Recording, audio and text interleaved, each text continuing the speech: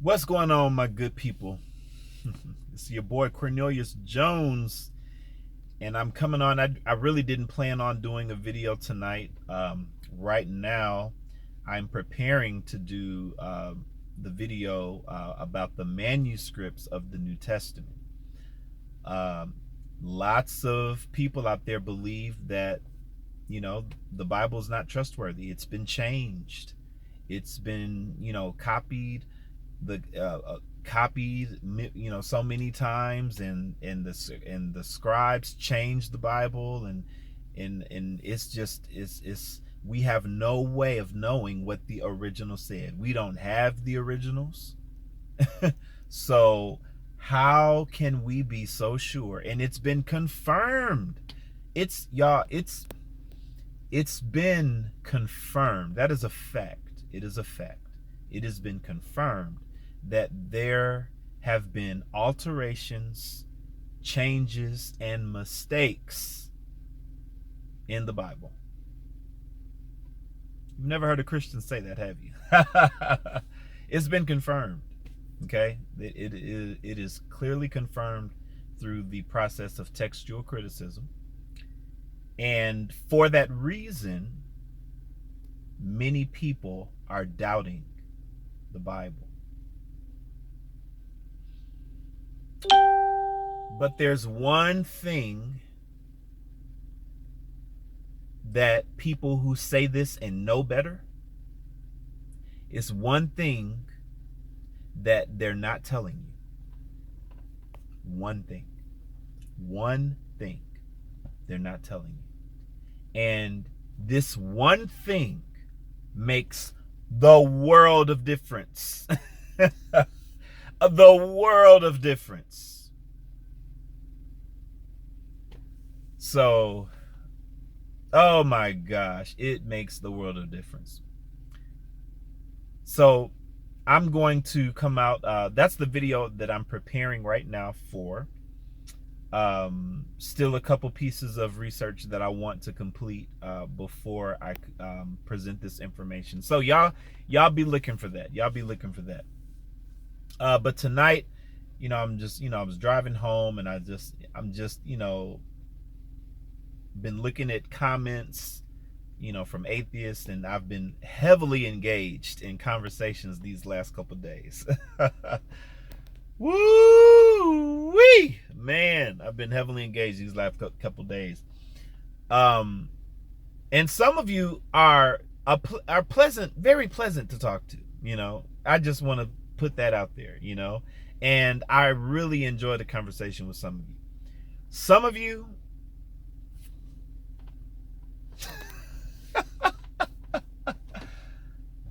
oh my God. So this is what I want to do.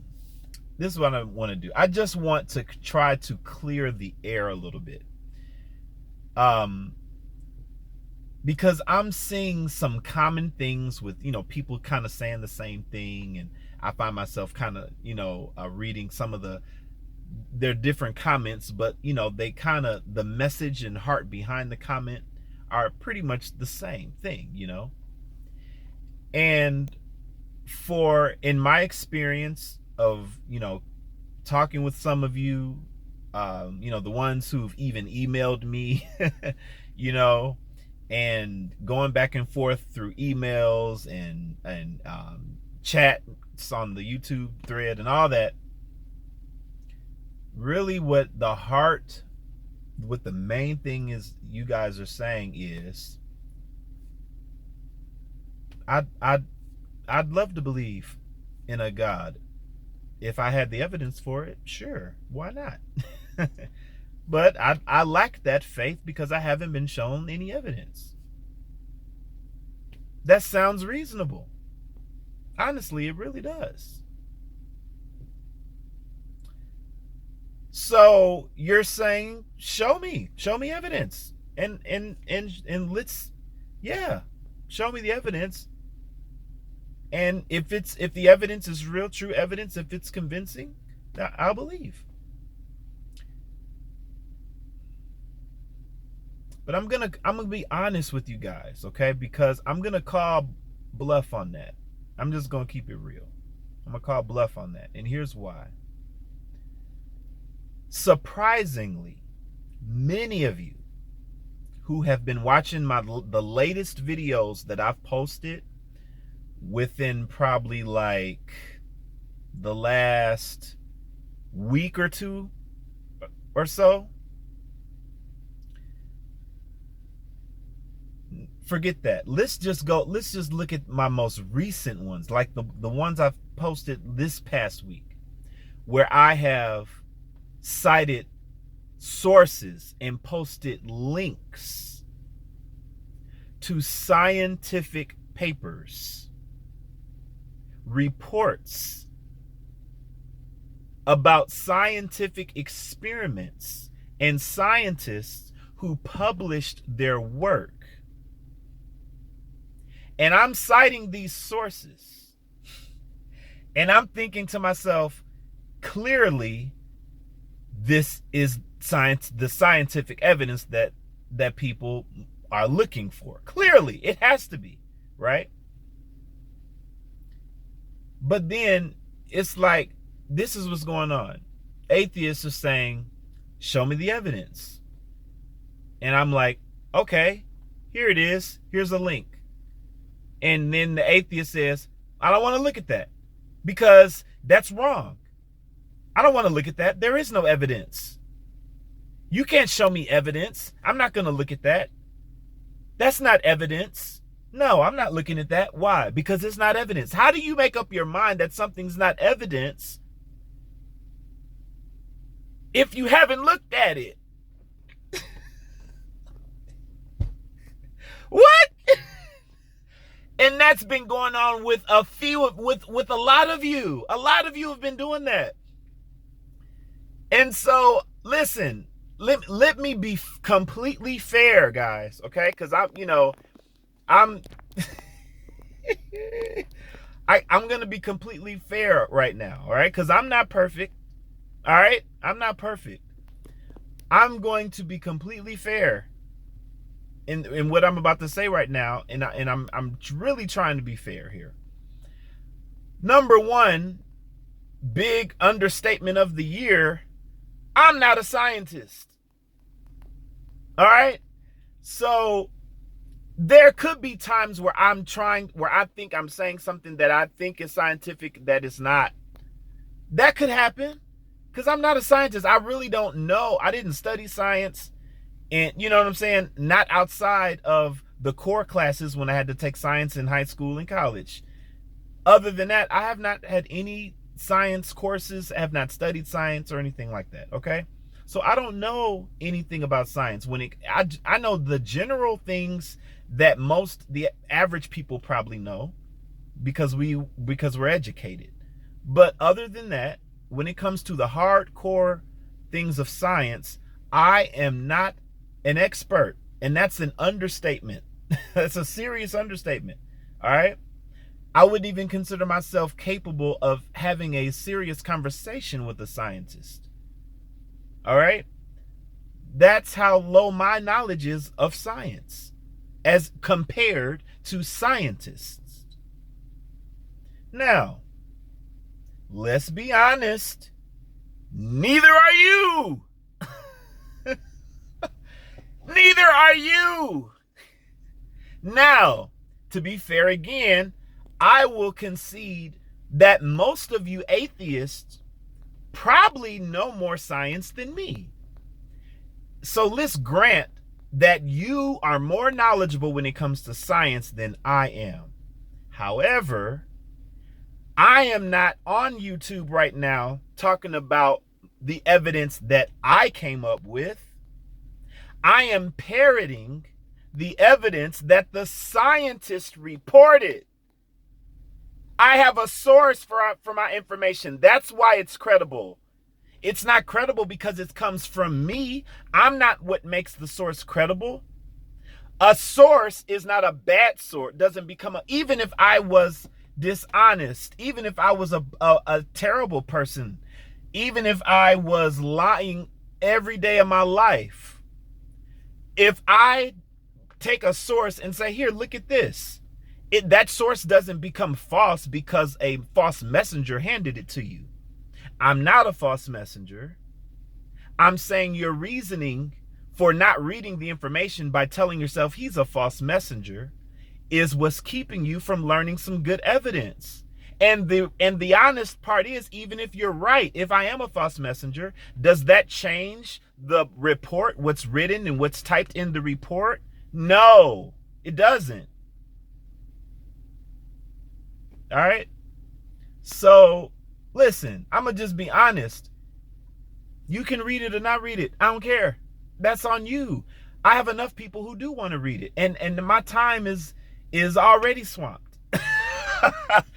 You know what I'm saying? So if you see me kind of getting, one person kind of pointed out that my comments started getting really repetitive, right? I'm like kind of saying like the same thing to everybody, and they're like short and repetitive.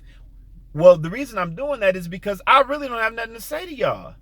Those of you I'm doing that to, it's because you have not read, and it's not worth my time. Listen, I'm not a dummy. I'm intelligent. Just because I don't understand science like a scientist or like a person who has a doctorate in the stuff, I'm still an intelligent person. I can read on anything. And if I'm reading something that a scientist said, and I'm repeating what the scientist said, then you come in and say something that's contradictory. You're not arguing with me. You're arguing with the scientist. I'm just the messenger. I'm just repeating what the scientist said. Now, for those of you who are having a hard time, I'm about to list some facts, and they're all verifiable. You can check me on this and see if I'm telling the truth. Here's are things that the scientists said. Okay? People who have done the work. People like, I gotta start naming names so I can be as specific as I can. John Heller and Alan Adler. Barry Schwartz. Those are three guys. Alan Adler and John Helen were chemists on the STURP team. Barry Schwartz was the lead professional documenting photographer for everything the scientists did. He was the one that took all the pictures. Now, I'm not a chemist, and I don't understand chemistry. Chemistry was one of the worst subjects in high school. However, when Alan Adler and John Heller published a report, a scientific paper telling us why the blood on the shroud is real human blood, I believe them. How am I in a position to disagree with that? And I don't understand the science. What reason do I have not to believe them when they published a whole report? A report that I honestly can understand some of it, but some of it I'm just like, oh my God! It's because it's too technical, and the terms that they're using. From what I got from it, though, hemoglobin is something that's found in our blood. Bilirubin, it's something that is found in our blood when you are going through shock, or all these things are found on the shroud. That one thing, I'm just going to stop right there because I can't list too much stuff. I'm just going to stop with that right there. That is a verifiable fact. Does that fact prove the resurrection? No, but that is a verifiable fact that supports the resurrection. You can't have a resurrection unless the shroud is authentic, unless it authentically belonged to Jesus. This shroud can't point to a resurrection unless that is the truth, that this shroud really belonged to Jesus. And if this shroud really belonged to Jesus from his crucifixion, then there has to be real blood on the shroud.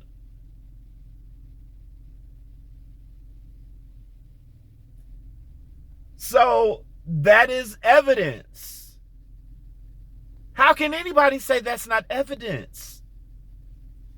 If you don't believe, I did not come up with this. It is in a paper that I'm going to publish. I'm only going to publish one thing. I'm only going to publish one thing. We're going to focus on one thing. I am making a claim that the scientist made. What is the claim? The blood on the shroud is real blood. That is the claim. It's not my claim. Adler and John Heller, chemists on the STURP team, they made the claim and they proved it. So we're just going to start with that. Now, you want to tell me there ain't no real blood on the shroud? Do you understand the confidence I have that there's blood on this shroud because of this report I read? You want to tell me, when I read the report from the men who observed the shroud and did the research themselves, how is that not empirical? That's empirical. That's empirical evidence because it was observed. It is observable. Adler and John Heller, these chemists, observed real blood on the shroud. They know how to observe and identify blood. They're chemists. I trust that. Now, if you're going to argue with me, you're not arguing with me. You're arguing with John Heller and Adler. You're arguing with those guys. I don't think you are in any position to tell those guys about their research when you haven't even touched the shroud, let alone seen it. Seen the shroud, let alone touched it. So that's my position on that, guys. So just want to focus on that one thing in this video. Don't say anything to me about this and try to contradict me if you're not going to read the paper. That's stupid. You don't know what you're talking about.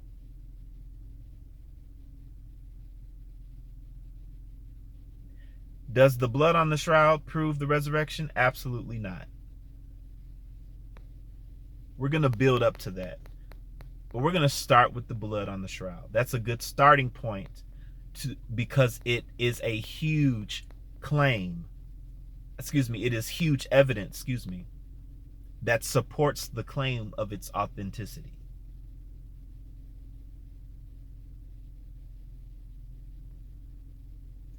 The carbon dating, 1988.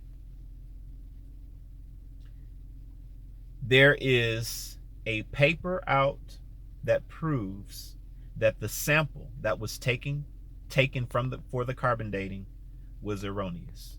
It was a bad sample. They took the bottom corner when that whole area had been replaced by a French reweaving technique. The entire shroud is supposed to be pure linen. And in the bottom right-hand corner, there's cotton weaved in with the linen.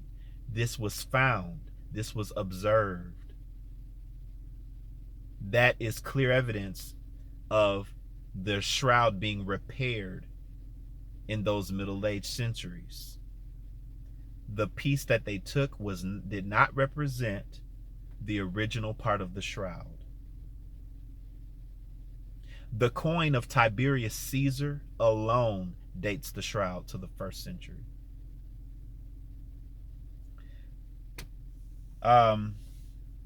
That's enough for tonight. I don't want to say too much because, it's hard to, I'm not going to make 10 arguments. And no, I'm just going to stick with that one. The blood on the shroud.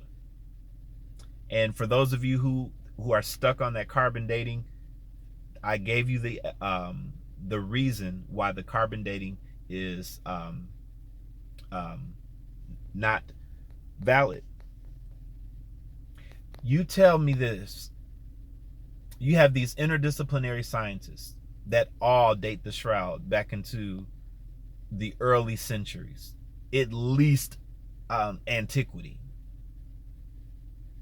And they've done so many tests dating the shroud back then. And then you have this one test. So let's say you got 10 tests over here dating it way back earlier. And then you got this one test over here by a man that didn't observe the shroud himself. And I'm talking about Macron, Walter Macron. He had sticky tape samples.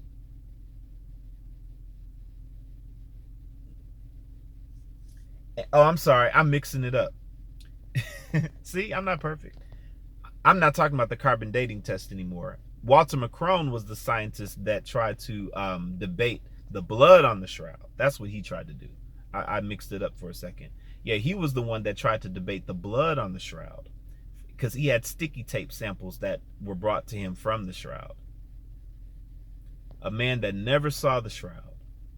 And that's one of their biggest enemies, the reports of Walter Macron, the scientific reports that he put out. But thank God for peer-reviewed journals, because the work of Walter Macron was never accepted. It was never taken seriously by the scientists in these peer-reviewed journals. All this stuff is on shroud.com. But anyway, I really didn't want to make a long video. But yeah, we'll just focus on that tonight. So if you want to argue about the blood on the shroud, if you want to disagree with me that there was blood on the shroud, then do so with a source. You can't just tell me what you think unless you're a chemist yourself. If you're not a chemist yourself, you're just some average Joe Blow that maybe knows more than me, but you're still not a professional. Why would I listen to you when I have words from a professional? That doesn't make sense. That's like you going to the doctor to find out, what's wrong with you. And then you come home and your auntie says, well, I did go to nursing school. She's not a doctor, but she went to nursing school. So she knows more than you. But you going to listen to your auntie instead of the doctor? Because your auntie knows more than you? No. So when you contradict the science that I read, even though I don't understand all of it, I understand the conclusion that Alan Adler and John Heller made. I understand that. Their conclusion is, this is real blood. I understand that. Oh boy. All right. That's enough. I'm gonna sign off, guys. Chat with me in the comments. Read the paper. Read the paper. Just read the paper. You didn't watch this video. Just read the paper. If you don't read the paper, don't say nothing to me. If you're gonna try to disagree, it's not worth my time to talk to you. If you're gonna try to refute something that you haven't even looked at yourself, how is that even how is that even logical? Especially for you naturalist, logical thinkers. How is it logical? I am making all these claims and saying here's the link. So you're just gonna come try to argue against it without looking at it first? All right. Don't expect me to respond. All right, I'm out. See y'all on the next one.